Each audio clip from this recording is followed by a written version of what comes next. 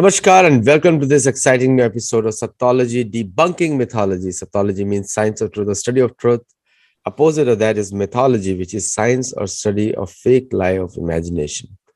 Now, it's I didn't plan it, but now 2 consecutive days we're talking about democracy. I didn't even know the topic. I didn't see the topic till today. And 2 consecutive days we're talking about democracy, and we all know the origin of the word. Now, English word has many connotations, and connotations, the meanings of connotations become the actual, is considered the understood meanings, like what you understand. Sanskrit, on the other hand, is a connotation language, like what you actually use the word, and every word has different emphasis on it. The Dvesh and then Isha. So, which is two different meaning, literally meaning one is more important than other. Dvesh means you're against a person. Isha means just generally you cannot accommodate anyone. You're jealous generally. Dvesh is not jealous. Dvesh is something else, which is more of a political term that you are. Isha can be personal also. You can do self hate also, but the Dvesh is directed against someone else. But anyway, these are debatable topics, and I know many Sanskrit scholars are watching it. A very, very special guest. He specializes in economics, and he has a different take on it, or may have. I don't know. I didn't prepare the discussion with him. So let us welcome Sri Sumeet Mehta from Mumbai. By the way, my hometown. Namaste Aditya ji. Thank you very much for inviting me in your show. Pleasure connecting with you here. So I have two hometowns. One is San Diego and one is Mumbai. So when I refer to India, then I mean Mumbai. Anyway, beautiful city and lot of dharmic people there. A lot of dharmic people, and maybe the hardships of the city make it very dharmic character. Unfortunately, the government over there is maybe slightly different nowadays. So Sumit ji, when you understand by democracy and you said India has an ancient democracy, what do you understand? Well, my understanding about democracy is the rule of the people, by the people, for the people. Now, of course, we talk about it from the parlance of what we heard in US, what has been documented in US. But when you go back into ancient scriptures of India, where the Indian history is documented, be it the Hindu text, the Buddhist text, the Anguttara Nikaya, the Athak Katha, or we look at the Jain text, which is the Bhagavati Sutra, there are proper documentary evidences where it is discussed about how democracy operated in India, how it existed. I'll just give you an example about what was democracy then. Okay, we did not have a concept of what we now say as Loktantra, but we had a much more evolved concept. What I mean by evolved, I'll start with something which was as late as 10th century, and then we'll go back into 500 BC, and then even prior to that. In 10th century, there was a system in Uttaramerur which was a part of Chola kingdom in southern India, which is the current Tamil Nadu, parts of Andhra Pradesh, and the Chola kings had also conquered Malaysia, Indonesia, and all those countries on the Southeast Asia. In Uttaramerur, there are inscriptions in stone where they have discussed about how democracy was practiced in India. And the concept was there was something called as a Kudumbu. Kudumbu was like a small local municipal council or a corporation, city council, I can say, where people used to send their representatives. From the representatives, the chieftain, the village chieftain was selected. And that was selection done by keeping all the representatives' names in a pot, and one person's name would be picked up, and that person would become the chieftain of that particular village. Those in turn represented in the state assembly, which was the Sabha. So there was a Kudumbu or the local city council, and then there was a state assembly, which was called as a Sabha, where these chieftains used to represent the villages and their interest and their agenda in the state assemblies. And mind you, this is 10th century. centuries before Magna Carta was signed. That was the evolution. Rather, that is when we can say modern democracy started in the West, in Europe, in UK, Magna Carta, 13th century. And this is 10th century, a very thriving and a well stabilized system of electing representatives, and those representatives in turn will be representing the chieftain of those representatives would be representing the village or the town in the city, in the state council. This is how it operated, and this is, I'm talking about 10th century. Now let me go back to 2000 2500 years ago to around 500 500 BC, before Christ. Now then, and there are a lot of documents of that. You look at, and then I'll go even back to discuss what Panini said. Okay, so when you look at the Buddhist scriptures in that period, that is the Atthakatha, the Anguttara Nikaya, they clearly mentioned about various republics. 14 different republics were mentioned where there was a republican government. Okay, now in India, two governments simultaneously coexisted. There was a monarchical form of government and there was a republican form of government.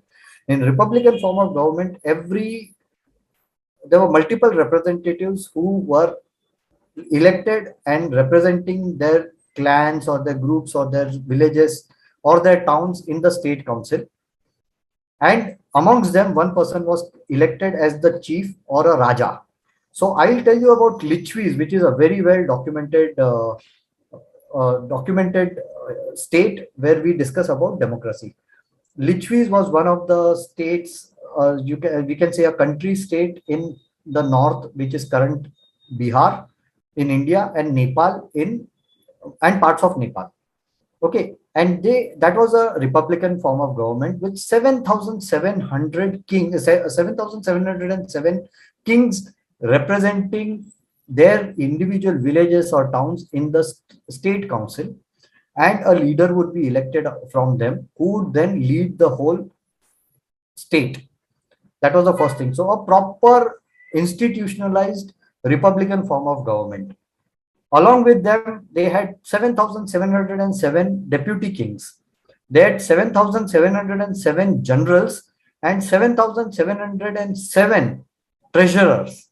So this was the structure where you had representatives with specific role. One person would represent in the state council, others would handle local governments, as well as handle the things that were related to the state. Now, this is very interestingly explained by Bhandarkar in his book. Bhandarkar was one of the eminent historians, and he said that we had a system wherein every individual king or the Raja who was representing the king was individually independent for the matters in his own town or village, and then certain responsibilities were handed over to the state itself. Everything else was at so it was a decentralized form of government. That is what Bhandarkar implied from his explanation in his books on history. So this is how the democracy operated then in ancient India, and this is 2,500 years ago. This was the time, let me tell you, around 6th century, 5th century, 500 century, 600 century before Christ. This is what was happening in India, and that was the time when Athenian revolution started, and then they started experimenting with the concept of democracy. Till then, even the West and the Athens did not have a stabilized form of democratic model. Okay, where they select or elect um, the representatives who then are representing in the higher places. So from a city council to the state council to the national council, we had that as a stabilized concept. I'll go a step ahead when we are discussing this. Panini is the father of modern Sanskrit grammar. And in his documents where he documented the landscape of India, and I'm talking about 450 BC, he discussed about existence of 27 republic states in northwest of India, and that extended up to southeast Central Asia. So maybe current Tajikistan, Kyrgyzstan, and all those things, all those countries were within the purview of Indian democratic setup, and they had their very vibrant, thriving democratic setup with republican form of governments operating then. This is a brief history of what democracy was in India 2500 years ago. And if this satisfies that we in India, in ancient India, we can call it ancient Bharat, we elected people who then further elected their or selected their representatives to go further into state council, from city council to state council to national council. And we had a dual tier or a three tier system of governance in India even then, which we now see in India in the current setup. Aditya. No, very detailed, like a general overview. I'm sure people can do more research on this and try to understand where the democracy word started. Now I'll come to the word called Loktantra. Now, and I'll take you further back now. The first discussion or second discussion is comes from the discussion between uh, like which is very starkingly the word exact word is used, but before that also it has happened. Mandata's period, it has happened with Maharaj Pandu's period. Much before that also Shantanu, and before that even it was Ajamid. In Ramayana also this discussion is there, Ajamid. And then so Lokatantra is a very old concept in Shastra, much more older than what we are talking about.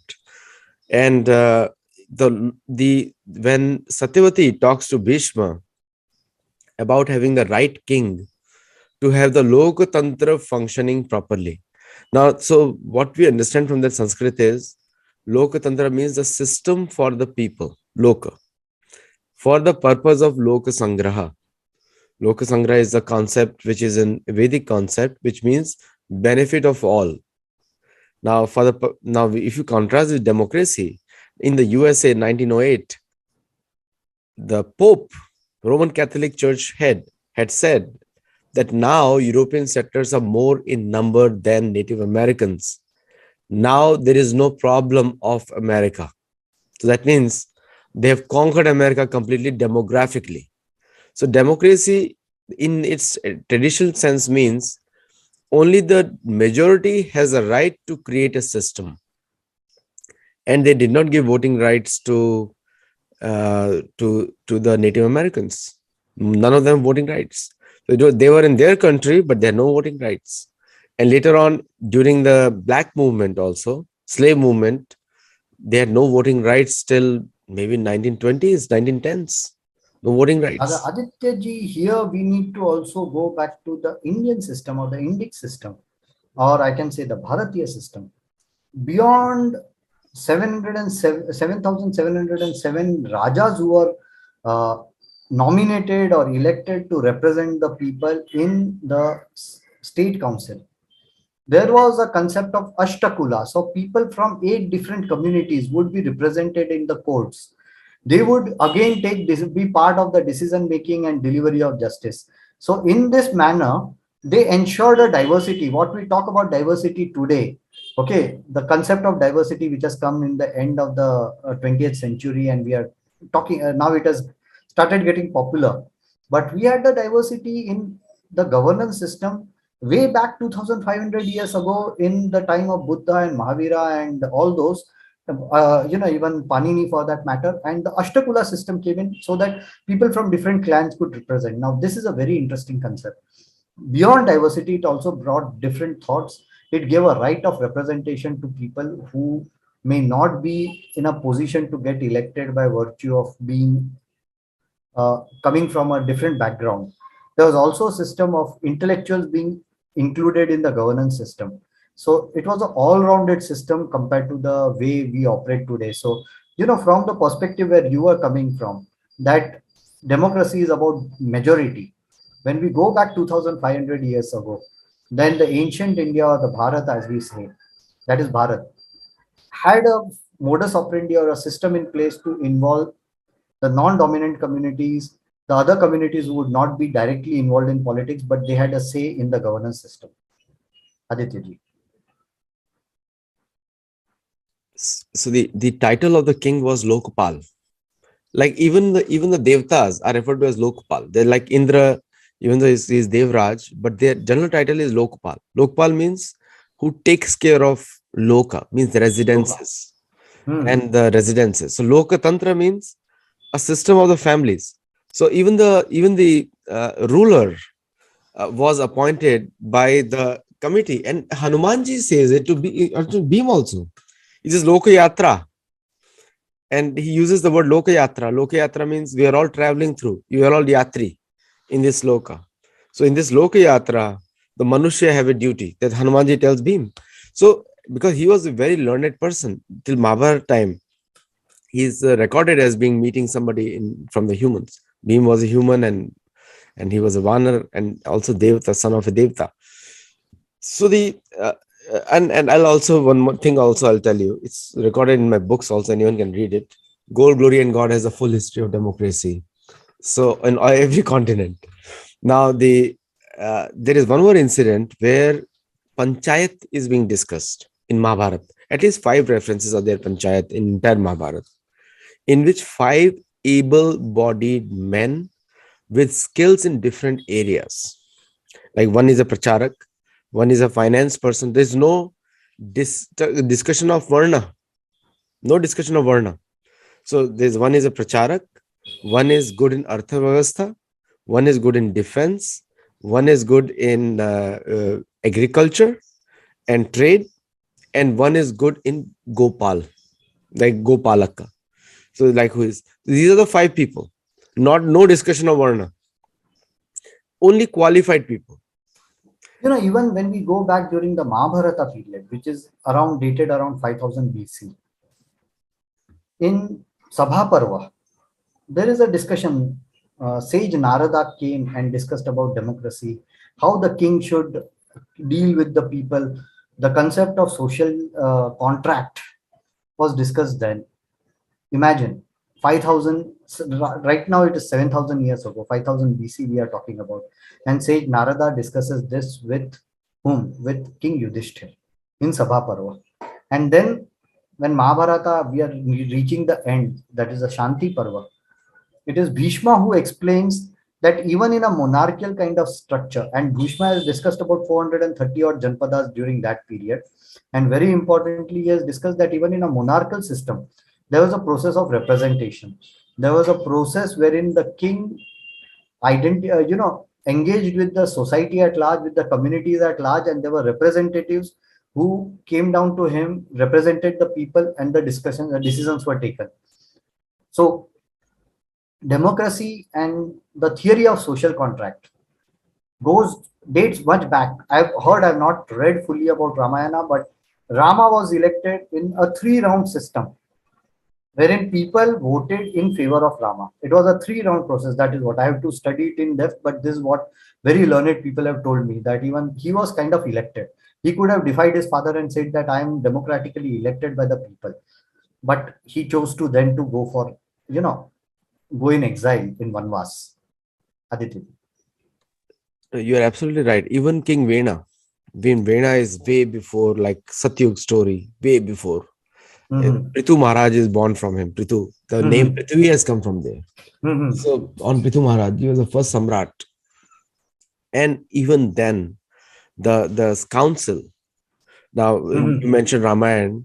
The council was made of Vasishtha, Vamadev, like great acharyas, great acharya. Mhm. Angira is also there in the council of Dashrath Maharaj. Mhm. The council was very strong, and Mhm. they were connected with the people because they were sannyasi, sadhu. They were connected with the Mhm. people. Earlier, the sadhus used to be amongst the people, like teaching Mhm. them. And we are told about big ashram. That was the place of teaching, Gurukul. But Mhm. in huge ashram means today is, you can, if you take the state of Madhya Pradesh, maybe 1/10 part is one ashram, that huge ashram, Okay. not Mhm. small. Like you need vehicles inside the ashram to travel, just like today's Mhm. universities are. Like the if you Mhm. go to JNU, you'll be, many Americans will be shocked to go inside and see the campus of JNU. It's huge, Mhm. and 1,000 acres. JNU is a 1,000 acres campus. huge acres. I think only one or two universities in the US will match that. But the huge campuses, and there were different schools running over there, multiple schools running. Now all these people used to select a person, and then You used to check the popularity of the people. That's why Yudhishthir was more popular. Pandavas were more popular because everyone knew about their character. Now, that was the basis of it, was not just purely hereditary. That, yes, he's the eldest son of Pandu, and he's the first amongst the Kauravas, new generation, so he'll be king. No, that was not like the case. He was qualified. Patratva was equally important. So that's where the difference comes in the Lokatantra. Loka Patratva is very important, Patratva. And then you select a council, and that person becomes is appointed as a Yuvraj. Like after Yudhishthir, now for the second in line, Bhim is appointed. Because Bhim had a very kind heart, and very few people know that before the Mahabharat war, Bhim actually spoke about the peace. And the Krishna had to tell him, "Hey, if you talk about peace, then how are you going to fight the war? It Mhm. doesn't befit you." But yes, he did speak about peace over there. So the whole concept of having very learned people, I mean, technically they're called Brahman. Brahman is not by birth. I know there is a lot of anti-Brahmanism going on by the British propaganda, because of British propaganda. But believe me, Mughals had no problem with Brahmins. Mughals used to run after them to make them prime minister. Like the Bengal Sultanate, the head of Bengal Sultanate appointed Rup Goswami, Sanatan Goswami as his prime ministers and finance minister. So because they did not trust their own people. It's a very well-known fact. So the anti-Brahmanism has come from British colonialism, because the only people who can defeat them ideologically were the Brahmins. And therefore they started giving Nobel Peace Prize. Rabindranath Tagore, Nobel Peace Prize is a Christian prize given to Mhm. people who will follow them.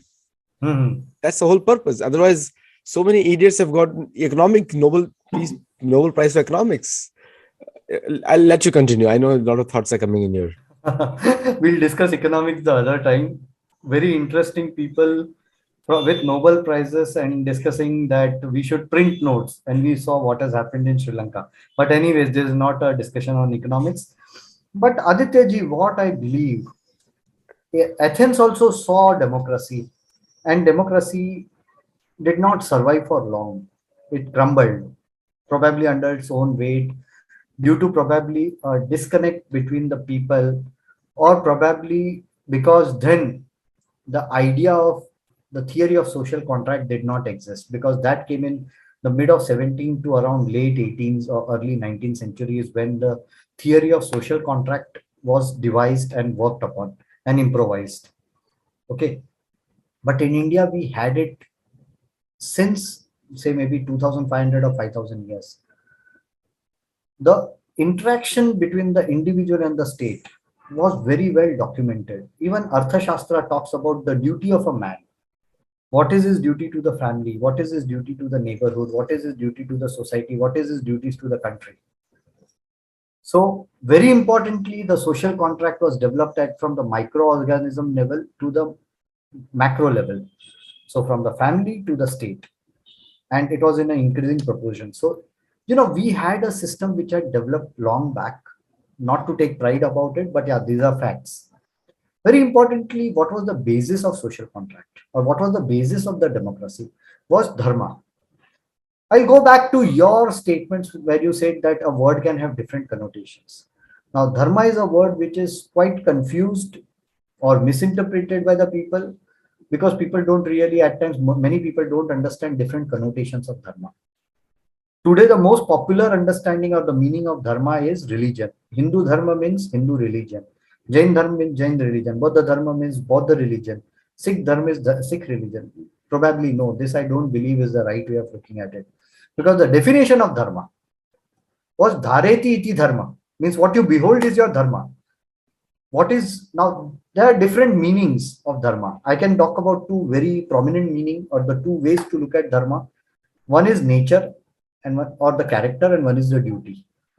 So if we can say, what is the dharma of fire, what is the nature or the character of fire? It is to burn people or to burn things down. What is the character or the dharma of water?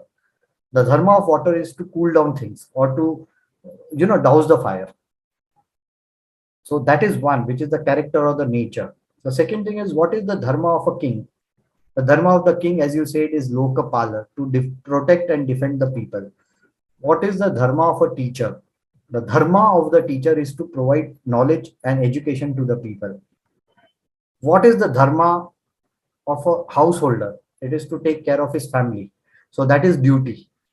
So our system had an inbuilt checks and balances mechanism along with a proper structure wherein the duties were defined. Today we don't have duties, we have rights. People talk about rights. We have our fundamental rights. How many people? This has happened in US. People stormed Capitol Hill. It was a desecration of the highest institution of democracy and Republican setup of America. It was defiling that whole, the system. But people went in with rights that this is my right. I don't accept you. They did not ever deliberate what was their duty towards the state, what was their duty towards the fellow citizens, what is their duty towards the community. What is their duty? They never thought about it. Whereas, and that is probably the reason why Athenian democracy crumbled, because they did not have that soul. Democracy which they brought in was a superstructure, the body, but where was the soul, the dharma? The dharma did not exist. And this is where the duty, the superstructure crumbled because there was no foundation. There was no soul in the body, so it was dead. And today, when we discuss democracy, the most important thing to discuss is beyond the theory of social contract is that is it a one-way street where the state has to give something, or it is also about the duty of the individual to give something to the community, to the state, as much as he has to give it to the family and his relatives and his own kith and kin. This is something which is also very important when we discuss about democracy. Absolutely, because you what you're talking. That's why I was smiling. Is music to my ears, because that is what the ancient acharyas had defined dharma to be. Dharma means the intrinsic quality, existential value, the real essence. Like in database language, we'll call it the grain of the data. When if anyone is doing analytics, it's called grain, like the lowest denominator on which it is judged, and which is the most important one. And no analytics is built on analytics; it's built on raw data. So it's the grain of everything. Like, so when they talk about dharma, means as to retain the essential nature of human being also, because every jiva has that have that. Now also you mentioned the rajsuya yagya, that is covered in one of my books called Narada, the making of a statesman. So we are having a lot of synchronity, and we didn't plan it. Viewers, it's totally natural discussion. Me and Sumit ji never discussed also before the call. So one of the things which now question that comes to the mind is, we are very clear that Loktantra is much more older, and Loktantra is very scientific. It is designed around qualifications, not on the community basis. Like, it's not like some people were explaining. I saw some videos that Varna, it is not Varna Adharit, because qualified people can, most of the acharyas are not from Varna. Most of the acharyas, Vyasdev is not from a Varna. Narad Muni is not from Varna.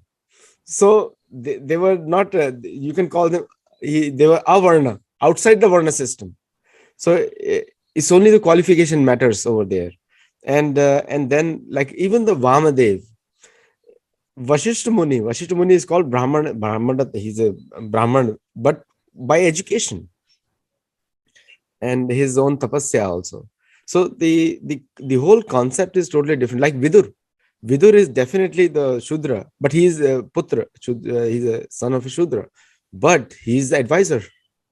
He's chastising his own brother on many things.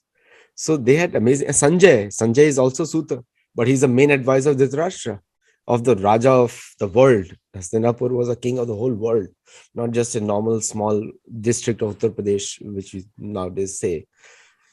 Now, coming back to a question, now we are very clear that the patratva or the qualification is more important.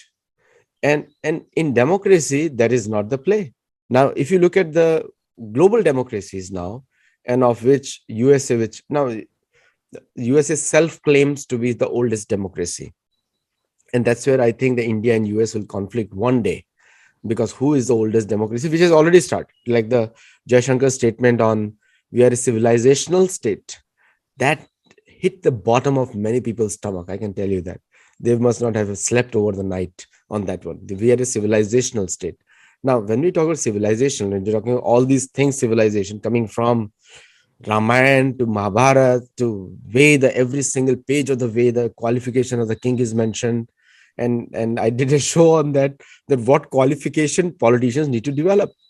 And the whole Narad Muni's instructions, the 113 questions to Yudhishthir, is all about his own qualification. And and then statecraft, like how the taxes have to be levied, not more than 25%. And literally, and he did not advise him on Arthashastra, because he said, you are the master of Arthashastra, I'm not going to go there. But he did check. How do you, like he tells Yudhishthir that you need to fight on the borders 24/7, so the enemies don't enter. So the wars have to be fought in enemy's territory. That concept is also spoken for a Lokatantra. Now, now my question is that, so far in our discussion, viewers may agree. You can chat, you can comment me. Actually, I can see your chats here. So we're very clear that the Lokatantra is not democracy translatable. Would you like to agree or not? My view is there was a process of selection or qualification then. Unfortunately, today when we look at it, there is no process of selection and qualification. The qualification that we have under the Representation of People's Act in India talks about very basic things like no criminal background, this, that. But beyond that, what are the capabilities of the people who intend to represent us, who aspire to represent us? There is no qualification on that. There is no discussion about it. To that extent, we are a modern society which still needs a lot of improvisation. That is my view on this particular aspect. That to that extent, we are not really a representative, truly democratic setup.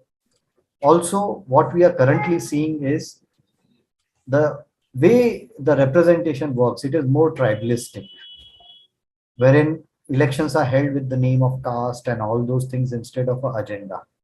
We are seeing that very recently. We saw Arvind Kejriwal coming down to Gujarat and saying that there is a Maharashtrian who is leading BJP, Gujarat BJP. Now, come on, if he is capable, he is destined to lead. What is wrong in a Maharashtrian leading Gujarat BJP if he has proved his mettle and earned, 180% of the seats in local body polls? There is the question of meritocracy is being undermined in the name of these kind of casteist or regionalist, linguistic basis, regional basis approach, and this is destroying the democracy. Rather, we have these kind of tribalistic leaders who are getting represented. But Aditya ji, if we go back, I'll just the intervene here. Let's just intervene here. hmm, You mentioned the concept of dharma before, that how dharma should be the basis. And also you had mentioned one more, that here the democracy is attacking the Loktantra.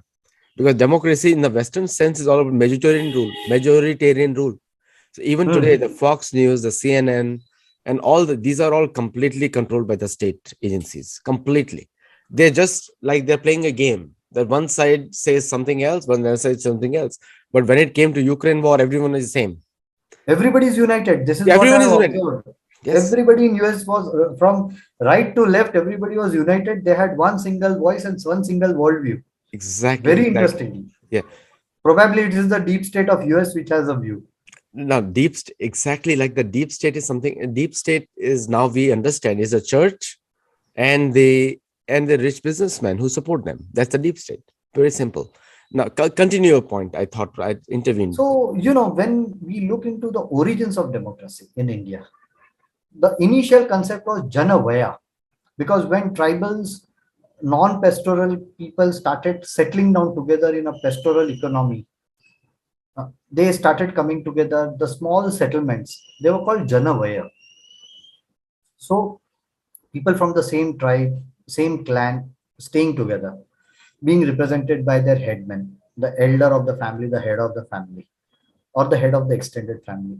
From there, multiple settlements started, multiple clans started coming together, and that is how the small villages or hamlets grew into towns, into cities, into states. When we look at, say, Greece, they had city states. India, the ancient India, that is Bharat, had country states. It was not a one city or a two city state. It was a multi. It was huge. At times there were Mahajanapadas, where there were multiple huge cities, metropolis or megapolis of those eras, where they operated. So there was a system where everybody had was involved in the governance process. Multiple tribes, everybody had a representation, everybody had a say, and they found a connect between them and the state. That was exercised, or that was the, there was a structure in place so that they could be involved in the statecraft. Today, does it happen? Then I have my doubts. Because today, in the name of casteist politics, in the name of exclusivist politics, we see some communities being out because they don't want to engage with the state. Or rather, the contract between the individual and the state is broken in by virtue of that kind of behavioral system. Aditya ji. You know, in our discussion, it has been clear to me that the democracy actually divides people based on language, based on communities, and like it is demon crazy. Some people even explain demon crazy. But the like if you look at the bicameral Indian names, just going by the names, Loka Sabha, Rajya Sabha. Now, Rajya Sabha is also built on nominated people, qualified people nominated to be in the Rajya Sabha. Many qualified people who, and there are some people who are actually coming from. Can you hear me clearly? So Yes. some people they actually come from directly being elected also.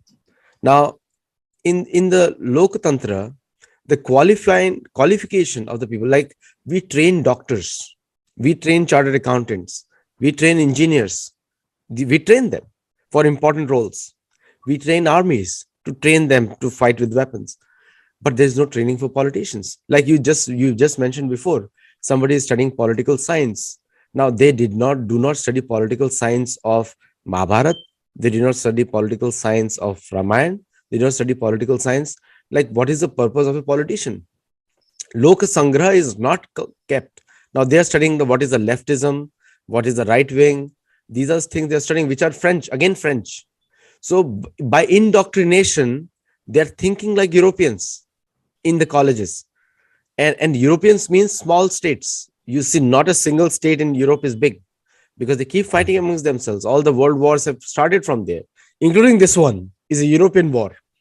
And European Americans are geared towards Ukraine because European war is going on, fought by the US. So the US has become a hired policeman for the Europe, and the British use them very well everywhere. It's a British conflict because British want to control the oil resources of Scandinavian countries, and they don't want Ukraine. Ukraine is the first line of defense to UK because the rest all other countries are not as powerful. So now again, same play is there with the democracy. So now, in the current context also, it is very clear that Lokatantra coming, the word originating in Mahabharat and Ramayana and other places, Lokayatra, Hanumanji is mentioning. Now, that is way different than what democracy is all about. So isn't it is a chance that India should start exporting Lokatantra instead of importing democracy? I think we should first start by exporting our election management system, the EVMs, to US. US, despite being such an advanced country, is still operating on ballots, and there is a dispute always as to who has won. The first thing we need to do is to export our election management system, including electronic voting machines, so that the elections can be conducted in a proper manner. And of course, the more discussion that happens on this subject, the way the theory of social contract, which was developed in Europe in mid of 17th century, there needs to be more discussion on that from an Indian worldview point of view, the Indian perspective of how it can be more holistic, how people can be connected with the state, along with state being connected with the people. It also needs to discuss about the duties, as I told. There is no discussion on that. What has happened is the left has also hijacked this part of the discussion, and they only talk about the rights, which has happened what we saw in the Capitol Hill, the showdown which happened. Or we are seeing that even in India, with the way certain set of people with certain ideologies behave, conduct themselves, create ruckus on the streets. They only talk about the rights.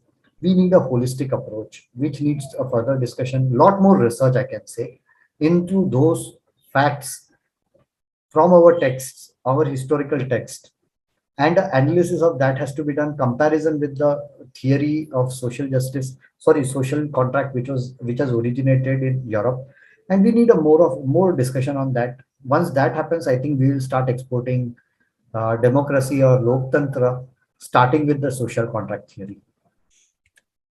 We have been the one of the best importers of the world, more best importers. Like in our quest of knowledge, like you mentioned about dharma, it doesn't mean religion. We said it very clearly.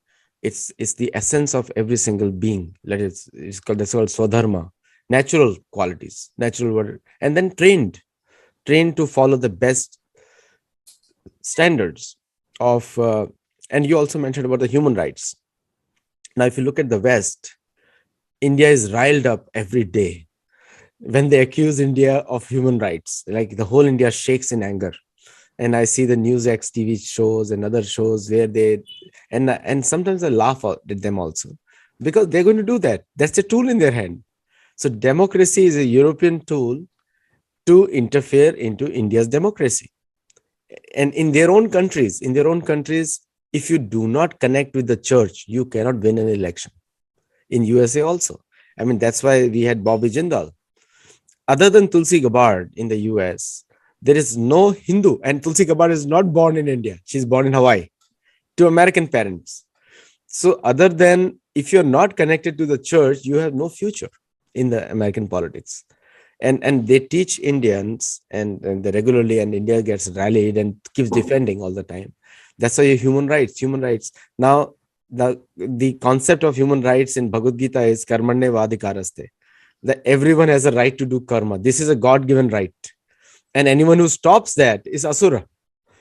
So if anyone is stopping your karma, is an asura. So now dharma means protecting your karma. Connected now. Without karma, there is no dharma. Without dharma, there is no karma. Both ways. So what do you have to say on that? So we are getting rallied, but we do not counter. Aditya ji, I am in total agreement with you. The human rights boogie is a extrajudicial or a extra constitutional method of the Anglo-American deep state to control and interfere into Indian affairs. Let me discuss it in bit of more of detail. Amnesty International, a tool in the hands of the British agencies to subvert and control Indian government. What are the agenda they run? First and very important thing is, and these are all documented details. Accusations have come none but from the member of the Nehru family itself. About what? About amnesty actually siding or remaining silent on the atrocities done by Islamist terrorists in Kashmir and other places. Now, those kind of people talk about human rights. They fail to talk about the human rights of Kashmiri Hindus who were thrown out. They fail to talk about the human rights of a soldier who was there to defend the country and protect the integrity, sovereignty, and territory of India. They fail to talk about it, or they decided not to talk about it. It was not failure; it was a conscious decision. And then they teach us about Akar Patel teaches us about human rights. Where was his conscience? Was it in a deep sleep like that of Kumbhakarna's sleep, or it was in a hibernation like we see all the giant snakes hibernating for a few months or a few years and suddenly waking up for a few food? Is it something of that sort? Now look at the US Commission for International Commission for Religious Freedom. They remain silent on the killing, on the abduction and the rapes and the forcible conversion and forcible marriage and the human trafficking and the organ harvesting of Hindu girls in Sindh. They've remained silent on the atrocities done by various Islamist terror groups. I'm not accusing Muslims in individual, but I'm definitely accusing the Islamist terror organizations for this. So there is a difference, a great difference between individual Muslim and the Islamist terror organization outfit. They remain silent on that, and then they make statements. Why? Because they're negotiating with India. They want to negotiate trade deals. There's a very funny incident. European Union. aborted the trade negotiations with China on the grounds of human rights violation in China. When now, during the pandemic, were they sleeping for around 40, 50 years when China was inflicting so much of human rights violation, was doing so much of human rights violations and inflicting so much of miseries on the Uyghur Muslims, on the Tibetan Buddhists, on even Tiananmen Square happened, which was murder of democracy. The European Union, the US, everybody was silent because they wanted cheap goods, they wanted cheap chemicals, they wanted cheap clothes, and everything was coming and on a credit system because US could print dollars and give, rather treasury bills and give it away. They did not have to even count the cash and give to those people, to Chinese. So they were okay. Today they suddenly woke up and said that, oh, we don't, we will not trade with you because of human rights violation. Come on, this selective conscience. They use this to suppress or bog down India or to dominate India, to extract the best deal on the trade terms, on the trade negotiations they want. That is what they are doing, using human rights, religious freedom, minorities. These are all buzzwords, these are all jargons used to negotiate on the trade. They are more interested in only one thing, how we can extract a good deal out of India. Nothing else. I'm done. No, you're absolutely like these are the ways to pressure, build up diplomatic pressure. And like when I see the Indian media outlets, India is under pressure. As, what pressure you have? Nothing. Indian armed forces are securing your airspace. Where is the pressure? So they do not understand. These are leverages. They call it leverages in the US government. Levers. Levers means like you can push a heavy bot with that. So all these foreign ministers are coming to put a lever. It's a leverage. So, and we all know that the earlier governments of India were completely infiltrated by the CIA. Everyone. Indira Gandhi, now people may not like this show on that, but if you look at Mitrokin archives, there's a mention of KGB giving her boxes full of dollars in That her is own Metrokin office. files, Metrokin Mitrokin files, archives. archives has mentions that, and I was shocked to read that. And Mitrokin is a defected KGB agent to USA. He's given protection by the CIA, so he's going to talk what is relevant, and he's teaching Americans that everyone is for sale in India. Now people who are playing the democracy based politics, which is democracy means majoritarian, like Arvind Kejriwal you just mentioned, that why he's opposing a Maharashtra origin person. India is India. I mean, actually Maharashtra name was much lower. Earlier, it was all part of Surashtra. Now, Surashtra starts from Sindh to all the way down to till the Kerala. Like that was a whole region of Surashtra, which was divided into three states, which is and Karnataka and parts of Kerala and parts of Maharashtra, parts of Madhya Pradesh and parts of Gujarat. This is huge area, huge area. Now, question comes to the point. Now, see, very good discussion. I'm loving this discussion. I hope the viewers are also learning from this. Now, here the case in point is that when you talk about Loka Tantra doesn't go by majoritarian rule. It only goes by predominance of Dharma, which means law, and predominance of good qualified people leading the society.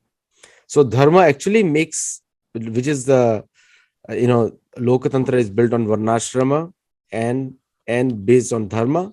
So it makes the nation stronger because you cannot divide people now.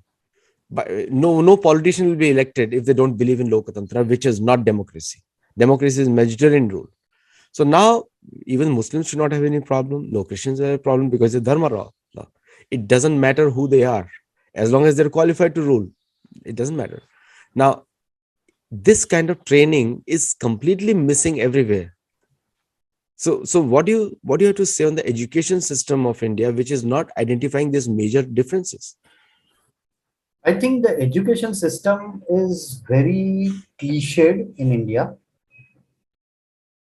and my limited understanding about this, in we have a subject called civics, in which we discuss about democracy, we discussed about constitution and everything, about what a person should do, what a person should not do, but we never discuss about as I have been repeating again and again, what are our duties to the country? What are our duties to the society? What is the right way? Because what you said, Aditya ji, is very right. That when there is dharma in the society, when dharma is the building block of politics, dharma becomes an equalizer to any dominating effect by a set of majority. Because if anything is going and violating the basic principles of law, basic principles of nature, basic principles of harmonious living, even if it is intended by the majority, it automatically gets negated because of dharma. And we lack that. We need a system wherein I'll not talk about the world at large, because we need to first talk about India. Is we need to talk about all this in India. We need to educate the people in India. There has to be more literature, more research, more discussion, so that it comes, because still there is not adequate literature on this. It will not come within the education system. Okay, people need to read, and then they can, scholars can put it across in people can read the scholars and make it more easier for the common man, and then it can be made more easier for the children. When this goes trickles down from scholars, academic scholars, research scholars, to then to common man, people who like to read a lot, from there to an ordinary person who doesn't have that much of craving for reading, and from there to a common children in school, when this whole process comes in. Because see, we are deracinated. It is a harsh word, it can be politically incorrect, but yeah, this is the truth can be politically incorrect and it can hurt. But we are deracinated. We are still carrying the burden of post-colonial hangover. Okay, and that is why we are not ready to discuss all these things. We are not able to. We are not ready or prepared to discuss the contours of dharma, the contours of democracy, the contours of social contract, the duty of a person with each other. Now, we are only talking about a larger thing, which is a state or the country and democracy. Look at the way the family system in India has broken down. From joint families where everybody was there together, they were providing support to each other, and by basis of which there was a very strong family system and an institution in the in the society, which helped everyone from a young child, because the parents would be busy, there would be grandparents, so they had various levels of support within the family. If someone would be doing bad, then the other person would be doing good, and they could provide the support. Today, when we look at this nuclear family system, that is the first breakdown. When we are talking about dharma, when we are talking about the social contract between two individuals within the same family is broken down, because everybody does not want to discuss about their duties. They're only talking, oh, what is it that I want? Extreme materialism, extreme consumerism, I, me, myself, everything, the world centered around yourself. Uh, uh, uh, these are the things which are destroying the society. We need to come back to that, the basics. You look at, from the family, when you look at the larger thing, that is the community, the society. Earlier, the societies were bound very tightly with each other. They used to support each other. There were systems within the society to help each other, to promote each other, to help them grow. In bad times, support them. Those systems are also breaking down in many societies, in many communities, in various parts of the country. So what we are seeing on the democracy on the highest level. In 70 years, we have seen that it seeped down, because after independence, you know, whatever democracy we had in 1950 by virtue of the constitution, there was one thing. But below that, the systems were very old. That has started breaking over the last 70 years. And in last 20, 30 years, we have seen extreme level of breakdowns in those systems and those family structures, those community structures. We need to first discuss from that place. Let it be a bottoms-up approach where we talk about a family, from family to the community and society, and then we come back to the democracy, that is the country. No, no, the very fact is that two plus two, hum do hamare do. You completely break down the relationships. Now there is no chacha tau left. Now there is no mama and smaller mama left. There is no badi nani, choti nani left. All those things we saw in our, like I had badi dadi, choti dadi. And like, so we all left all these things, systems now. The younger sister of dadi is choti dadi. And we have forgotten all these systems, destroyed it. And the 2 plus 2 is the biggest fault in that. And because again we imported a Brahmism thought, where the families need to be shorter, man has a dominion over matter. Now all these thoughts have creeped in, because when you talk about civics, we are talking about the European civics into Indian civics. There will be conflict. You You're growing up in an Indian city and Indian town, and subconsciously you're talking about a European system and European model. And that's why the people are enamored by such kind of thing. There are more beautiful places in India than anything in Europe has. But Northeast is way more beautiful than anything Europe has. But the thing is, again, we are looking to the that's whole European centricism. That's all it is all about. And even though we are begging, we are fighting for permanent council, is not going to happen ever, because if that happens, then the dollar loses predominance. This never going to happen. China is by mistake because of Nehru. Otherwise, India would have been there. But anyway, Nehru's mistake cost us a lot. cost us a lot again because he was doing Bharat Ek Khoj. He never found Bharat. He He was never searching, constantly searching, but he searching. couldn't find. How can you Because search? he was not Indian at heart. He was a European or a British at heart. To understand India, you need to, or that is Bharat. See, the That's first three words of the constitution, the first three words are India, that is Bharat. Rather, four words: India, comma, that is Bharat. So even when the fathers, the founding fathers of modern India, the post-independence India, they were in sync with what we are talking right now, that India, that is Bharat. They did not say that India was born on 15th of August 1947. They knew that India existed as Bharat. Existed as Indica in Megasthenes' documents in his book, because his book is titled Indica. So Indica, from Indica to based on Indus to India, they knew the history. It was only that the deracination started after the left started interfering in the education system and imposed more of colonial hangover into all this. So we carried that baggage, which British introduced in the Presidency College in Bengal, and then it carried forward in all the education institutions. And post independence, it got, there is nothing wrong about Western education. I am a vocal supporter of whatever is right in the Western education, the modernity, the industrial revolution, and the scientific development which has happened. Really appreciate all that. But the civilizational values, the cultural values, you look at China, you look at Japan, they've preserved it. We unfortunately did not preserve our civilizational and cultural values, and we got totally, kind of colored with the Western ideas over there. That was the mistake which we did. Oh, I know we've copied the constitution without putting brains. I mean, the Charter of Liberty and all those things. Gita is the ultimate book of liberation. It says everyone has an equal right for work. Everyone. Karma ka adhikar sabko hai. Karmane vadhikar aste. And everyone has a duty not to do it, not to be lazy and not to do anything. Anyway, we'll stop. We can go on and on and on. And also got topics for the future discussions. And with your permission, I will focus on the family next time, that how family structures have been destroyed. And I think it is important for people to know, if you have watched this whole discussion, very interesting discussion, that you know that where Loktantra is, where democracy is, and why Dharma is the basis of Loktantra, and the domination of the land and the resources, a focus of democracy by the majority. So that you should know. And so when you have universal UCC debates in India, need to know that when it is Dharma, it's automatically UCC. Okay, thank you so much for joining. And for people who are watching on YouTube, do comment on the video and let us know your feedback. Namaste. Thank you.